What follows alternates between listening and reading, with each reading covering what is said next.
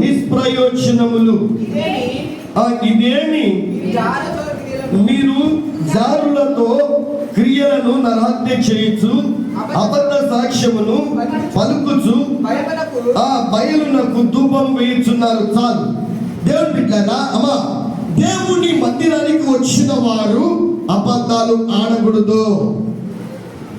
దేవుని మందిరానికి నువ్వు వస్తున్నావంటే, యేసయ్య దగ్గర నువ్వు నివాసం చేస్తున్నావంటే, యేసయ్య బలిపీఠము దగ్గర నువ్వు ఉంటున్నావంటే, దేవుని బిడ్డ, నువ్వు యేసుక్రీస్తు నమ్ముకొని రక్షణ పొందుకొని బాప్తిజం తీసుకొని నువ్వు ఉండి దేవుని మందిరానికి వస్తున్నావంటే నువ్వు అబద్ధాలు ఆడుతున్నావని దేవుడు మాట్లాడుతున్నాడు. అబద్ధాలు ఆడకూడదు. నువ్వు దేవుని మందిరానికి వచ్చి నీ తప్పు దిద్దుకుంటున్నావు కాబట్టి నీ నోటిలో నుంచి సత్యము రావాలి, కానీ అబద్ధాలు నీ నోటికి రాకూడదు. దేవుని బిడ్డ, ఈ యొక్క మధ్యాహ్న కాల సమయంలో అబద్ధాలు ఆడుతున్నావు. అందుకే నీవు నీ ప్రార్థన దేవుడు వినడం లేదు. కీర్తనల గ్రంథములు ఉంటాయి. నీ హృదయములో పాపం ఉంచుకొని నువ్వు ఏ కార్యము చెయ్యాలనుకున్నా కానీ ఆ కార్యము జరగదంట. ఎందుకు? నీ హృదయములో పాపం ఉంది. నీ హృదయములో పాపం ఉంది కాబట్టి నువ్వు ఏ కార్యము తల పెట్టాలనుకున్నా కానీ జరగదు. కారణం ఏంటంటే నీ ప్రార్థన దేవుడు ఆలకించడు. నువ్వు చేసేటువంటి మొర ఆయన వినడు.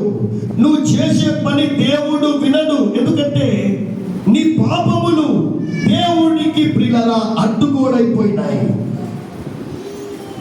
యేసయ్య నమ్ముకున్నటువంటి నీవు, బలిపీఠము దగ్గర మోకరించే నీవు, దేవుని బిడ్డ, విశ్వాసి,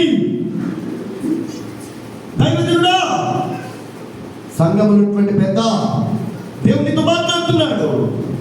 యేసయ్య నమ్ముకున్నటువంటి నీవు, బలిపీఠము దగ్గర మోకరించే నీవు, దేవుని మందిరానికి వస్తున్నటువంటి నీవు, నీ నోటిలో నుంచి అబద్ధములు ఎప్పుడు గాని రాకుండా చూసుకోవాలి.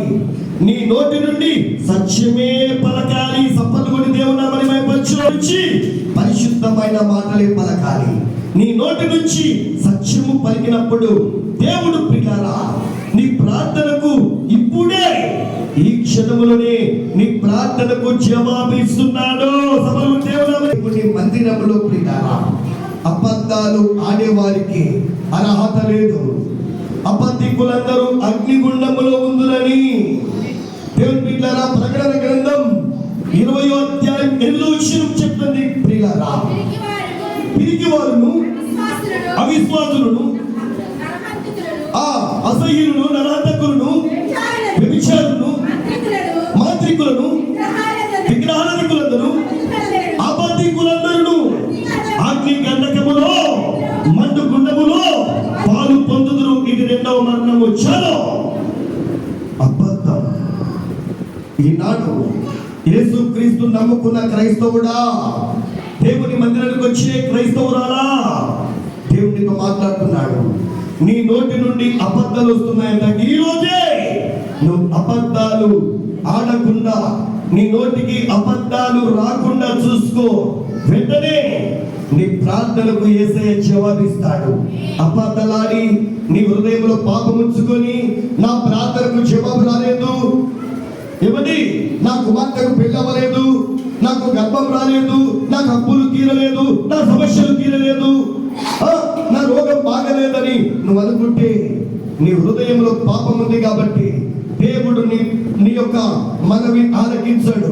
ఈ రోజే అబద్ధాలు అనకుండా పాపమును తొలగించి నీతిగా నిలబడు. అప్పుడే నీ ప్రార్థనకు దేవుడు విజయం ఇస్తాడు. గట్టిగా సపోర్ట్ కొట్టి దేవుడు మధ్యాహ్న కాల సమయంలో వాక్యము ద్వారా